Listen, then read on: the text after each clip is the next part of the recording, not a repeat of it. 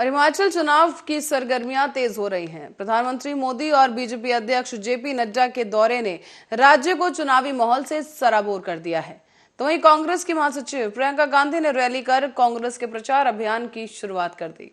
दोनों ही पार्टियों के बड़े नेता धीरे धीरे चुनावी मैदान में आ रहे हैं। और वहीं बात करें हिमाचल की, तो राज्य में हर 5 साल में सत्ता बदलने का रिवाज है, लेकिन बीजेपी इस रिवाज को तोड़ने का दावा कर रही है। तो वहीं कांग्रेस भ्रष्टाचार का मुद्दा बनाकर सत्ता में वापस आना चाहती है। देखिए रिपोर्ट।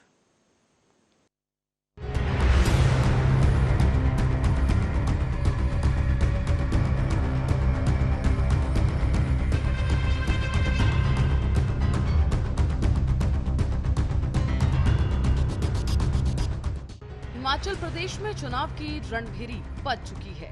राज्य की 68 विधानसभा सीटों पर 12 नवंबर को वोट डाले जाएंगे। वहीं नतीजों का ऐलान 8 दिसंबर को होगा। विधानसभा में 68 सीटों के लिए कुल 413 उम्मीदवारों ने पर्चा भरा है। नाम वापसी की आखिरी दिन 92 प्रत्याशियों ने अपनी दावेदारी वापस भी ले ली। इसके बावजूद मंडी की 10 में से 3 सीटों पर बीजेपी को बागी उम्मीदवार का सामना करना पड़ रहा है। राज्य की सिराज सीट सबसे हॉट सीट मानी जा रही है। यहाँ से प्रदेश के मुख्यमंत्री जयराम ठाकुर मैदान में हैं। तो वहीं उनके खिलाफ कांग्रेस ने चेतराम ठाकुर को टिकट दिया है। इसके अलावा दिग्गज नेता दिवंगत वीरभद्र सिंह के बेटे विक्रमादित्य सिंह एक बार फिर शिमला ग्रामीण सीट से मैदान में हैं। तो उनके खिलाफ बीजेपी ने रवि मेहता को उतारा है। प्रदेश की राजनीति में बड़ा कद रखने वाले कांग्रेस नेता कौल सिंह ठाकुर को मंडी जिले की तरंग सीट से कांग्रेस ने फिर प्रत्याशी बनाया। कांग्रेस ने अपनी पहली लिस्ट में 46, दूसरी लिस्ट में 17 और तीसरी लिस्ट में 4 उम्मीदवारों के नाम का ऐलान किया। तो वहीं बीजेपी की पहली लिस्ट में 62 और दूसरी लिस्ट में 6 प्रत्याशियों के नाम घोषित किए गए। बीजेपी अध्यक्ष जेपी नड्डा ने बड़ा दावा करते हुए कहा कि हमारे पास विकास का मॉडल है, जिसके लिए पिछले चुनाव में जनता ने चुना था और आगे भी विश्वास है कि जनता अपना आशीर्वाद बीजेपी को ही देगी और पार्टी राज्य में एक बार फिर सत्ता में आएगी, क्योंकि डबल इंजन की सरकार में बहुत विकास हुआ। जयराम ठाकुर के नेतृत्व में राज्य ने चहुमुखी विकास किया। देखिए, Bharatiya Janata party cadre based party है और आइडियोलॉजिकल बेस्ड पार्टी है और हमको समर्थन भी सबका मिलता है, इसलिए सबका समर्थन मिलेगा। और भारतीय जनता पार्टी के पक्ष में एक वातावरण आपको देखने को मिला ही है। सर्वे रिपोर्ट्स भी आपके बोल ही रहे हैं। आगे देखिए, चुनाव जैसे बढ़ता है हम आगे बढ़ेंगे और जीतेंगे। क्या इश्यूज अब इश्यूज आपको मालूम ही है, डेवलपमेंट हमारा इशू है और कुछ दिनों में हमारा विजन डॉक्यूमेंट आएगा जिसमें आपको सारी चीजें सामने होंगी। कांग्रेस महासचिव प्रियंका गांधी हिमाचल के सोलन से प्रचार की शुरुआत कर रही है। उन्होंने जयराम सरकार पर बेरोजगारी बढ़ाने का आरोप लगा दिया है। साथ ही ये भी कहा कि जयराम सरकार में पीपीटी घोटाला करके युवाओं को ठगने का काम किया गया, जिससे कि राज्य में बेरोजगारी बढ़ी। तो वहीं किसानों को उसकी फसल का उचित दाम तक नहीं मिला, जिससे कि प्रदेश में किसानों की हालत और भी बदतर होती जा रही है। कांग्रेस महासचिव ने यह भी आरोप लगा दिया कि सरकार केवल पूंजीपतियों के लिए काम कर रही है और उसे आम जनता से कोई लेना देना नहीं है। अब बीजेपी सरकार केवल प्रचार पर पैसा खर्च कर रही है, जबकि प्रियंका गांधी ने कहा कि अगर राज्य में कांग्रेस की सरकार आती है तो बेरोजगारी और किसानों की समस्या पर काम करेगी और सेब के उत्पादन करने वाले किसानों को प्रोत्साहन राशि दी जाएगी, जिससे कि लोग सेब की खेती की तरफ आकर्षित होंगे। नौजवान बेरोजगार हैं, यहाँ पे बहुत सारे पढ़े लिखे नौजवान हैं। मैं जिससे मिलती हूँ बीए पास, एमए पास, नौकरी है, रोजगार है, नहीं है जी, यही जवाब मिलता है।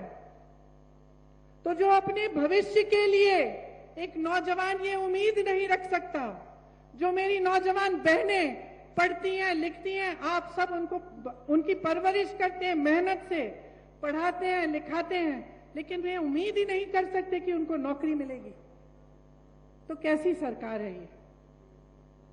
न महिलाओं के लिए कुछ है, न युवाओं के लिए है, न कर्मचारियों के लिए है। बागबानों को देखिए, आज जैसे मैंने कहा, फसल के दाम, सेब के दाम, आप यहाँ पे टमाटर उगाते हैं, मशरूम उगाते हैं, इस सब के दाम बड़े बड़े उद्योगपति तय करेंगे। आपको अपने फसल का दाम नहीं मिलना चाहिए। इसी तरह से छोटे व्यापारियों को देखिए, छोटे व्यापारी से पूछिए, क्या आपकी तरक्की हुई है 5 सालों में? सब सर हिलाएंगे, तरक्की नहीं हुई। अब आपको बता दें कि हिमाचल की राजनीति की बात करें तो बीजेपी के बड़े कद्दावर नेता इस चुनाव में सक्रिय नहीं है। राज्य के पूर्व मुख्यमंत्री प्रेम कुमार धूमल इस बार विधानसभा का चुनाव नहीं लड़ रहे, तो वहीं राज्य के पूर्व मुख्यमंत्री शांता कुमार भी पार्टी से नाराज चल रहे हैं, जिसको मनाने के लिए पार्टी अध्यक्ष जेपी नड्डा गए थे और कहा यह जा रहा है कि नड्डा के दौरे के बाद शांता कुमार मान गए हैं। तो वहीं हिमाचल से ही पार्टी के राष्ट्रीय अध्यक्ष जेपी नड्डा भी आते हैं, इसीलिए चुनाव में हार जीत का परिणाम उन्हें भी प्रभावित करेगा। इसीलिए चुनाव के बिगुल बचने के बाद ही जेपी नड्डा प्रदेश का लगातार दौरा कर रहे हैं और पार्टी को एकजुट करने में लगे हैं। तो वहीं राज्य के मुखिया जयराम ठाकुर का ये कहना है कि हिमाचल की जनता विकास को वोट करेगी। हमें उम्मीद है कि राज्य की जनता एक बार फिर अपना आशीर्वाद देगी। साथ ही सीएम ने कांग्रेस पर 1 रैंक 1 पेंशन को लटकाने का आरोप लगा दिया। साथ ही ये भी कहा कि कांग्रेस की सरकार में ही नई पेंशन योजना लागू हुई और आज कांग्रेस पुरानी पेंशन बहाली की बात कर रही है।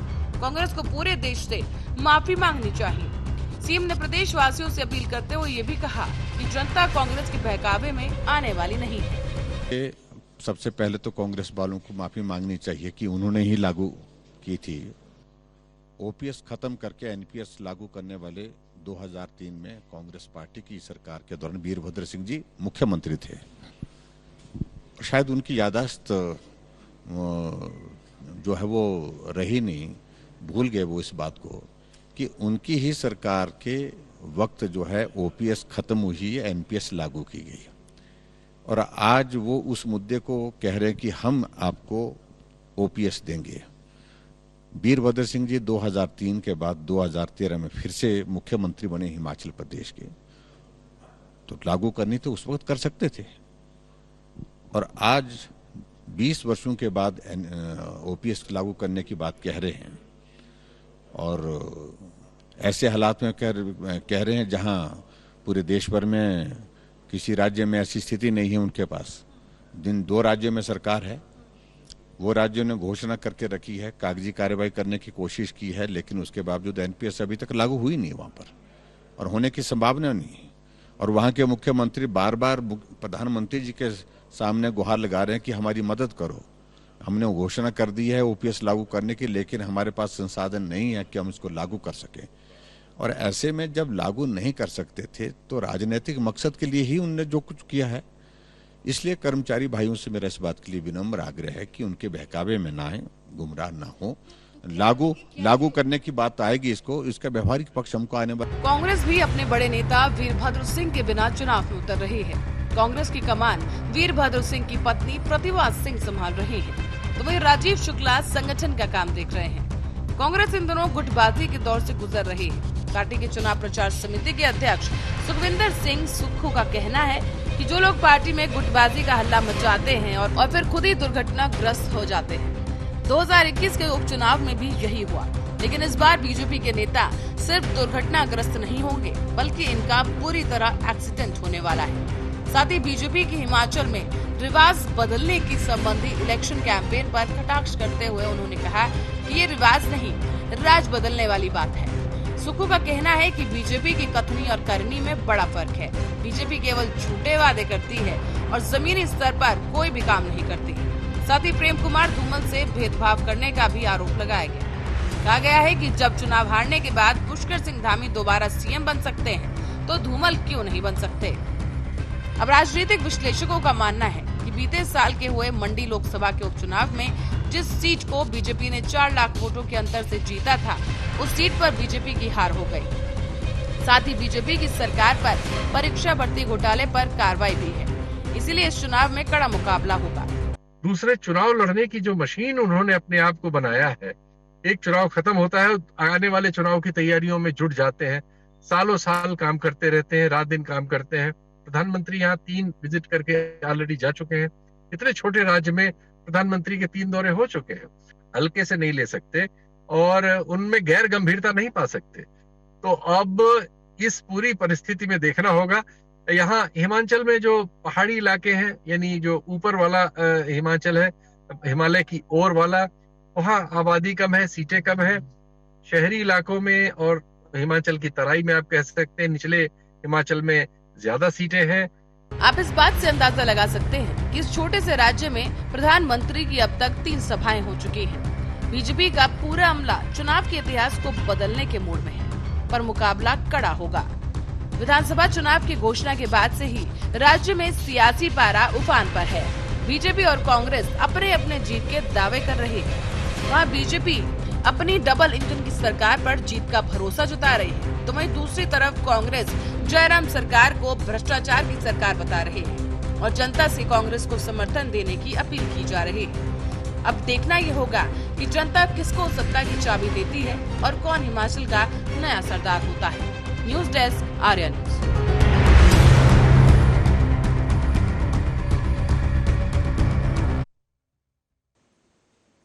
और इसी रिपोर्ट के साथ ही बुलेटिन में फिलहाल